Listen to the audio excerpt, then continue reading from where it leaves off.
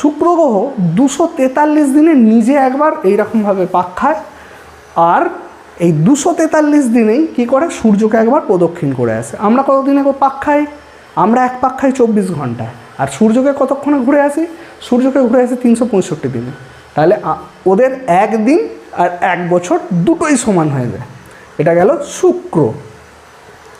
এরপরে কি আছে না, আছে পৃথিবী।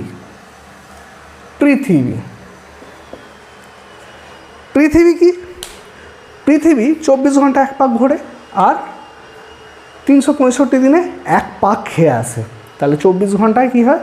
আগে যদিও পৃথিবীর 18 ঘন্টা দিন ছিল, সেটা বেড়ে বেড়ে 24 ঘন্টা। আমাদের তো এখন মনে হয়, আমার তো বিশেষ করে মনে হয় 30 ঘন্টা হলে ভালো হয়।